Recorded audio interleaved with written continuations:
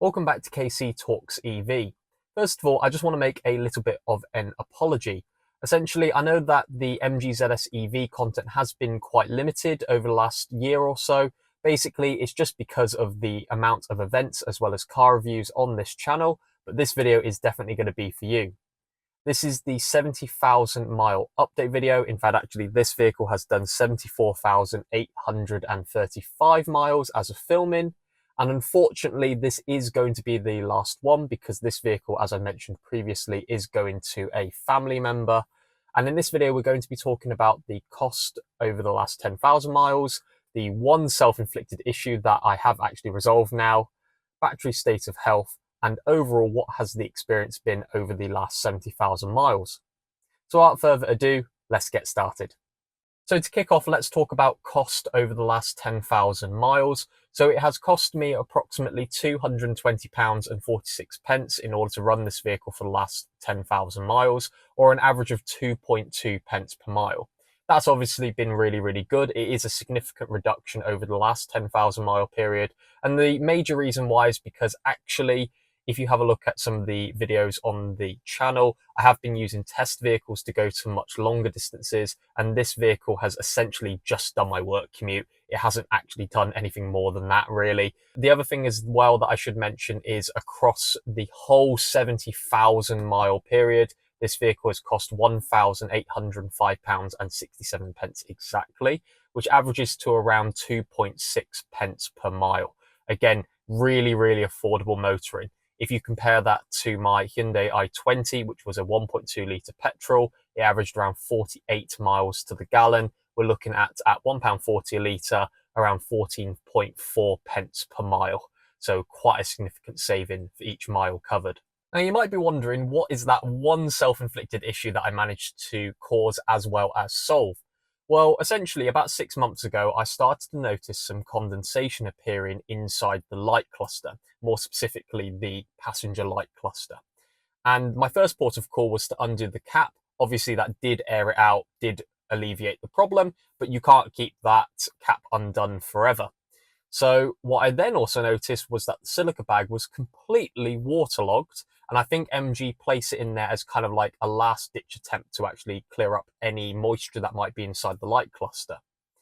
What I then did, and now in hindsight quite stupidly, is I put a silica bag in which was ever so slightly bigger than the old one, not realizing that it would be much more difficult to remove if I ever needed to.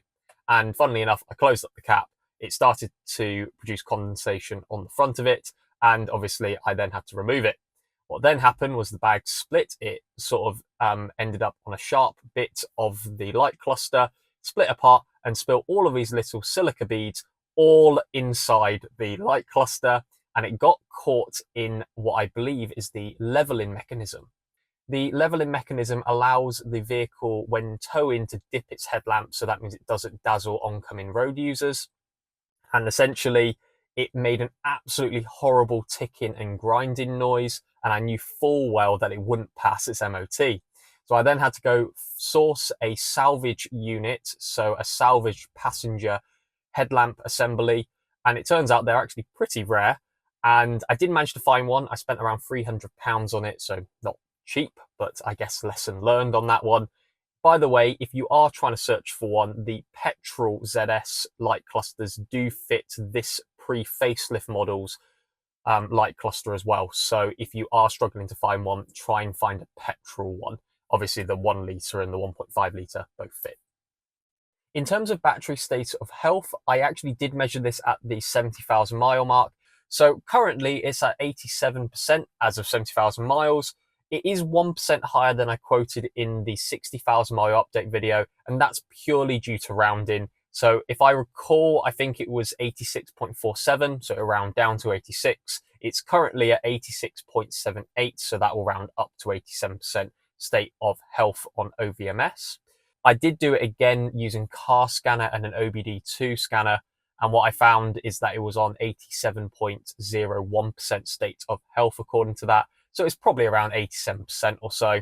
That means it's lost around 13% battery health in the last 70,000 miles or so and 5 years. That's, in my honest opinion, to be expected. because the vast majority of degradation tends to happen with lithium cells in the first, actually, I've now found out, in very, very early life, so possibly like the first few months or the first few cycles. It then tends to stagnate a little bit for the vast majority of its life until right at the end. So yeah, 87% state of health is pretty good, I think, at 70,000 miles. That's the equivalent of nearly 9 or 10 years of average usage. Overall, what have I thought about my MG ZS EV? Well, I picked this vehicle up in December 2019. In fact, actually, there is a photo of me picking this up from Maple Garage. I managed to find that photo. So that was, what, just over 5 years ago, which I just can't believe, really. I've done, in this car myself, around 70,000 miles in this vehicle.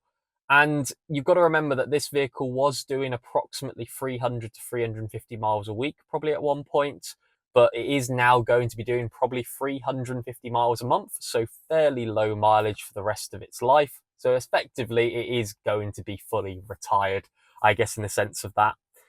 If we had to look back on it, you know, I've been around the country in this vehicle. I've visited family in this vehicle multiple times. I've been parts of the country which I probably wouldn't be going to necessarily if I didn't have an electric vehicle. I've been using the electric vehicle charging infrastructure. I've also been using my home charger. So overall, it has been actually quite a wonderful experience overall. And apart from the fact that, you know, at 50,000 miles, you know, we had that little issue with the vehicle control system fault, it's actually been pretty faultless from that point. And overall, it's been fine. I mean, especially given the fact that this is MG's first electric vehicle, essentially in the UK at least. And as you can see from some of the reviews, the MG5, the MG4, there is going to be a new ZS EV as well, and also a estate version, I believe, of the MG4. I have no doubts that MG are going to succeed in the EV market, and honestly, I can't wait to see what's in store. So if you liked this video or you found the whole video series informative, please give it a like, dislike it if you didn't. Please comment below to let me know your thoughts on the ZS EV, especially because I know that a lot of you have purchased ZS EVs and things like that, or gone into electric vehicles because of a lot of the videos around, as well as the videos on this channel, which I'm really, really grateful for.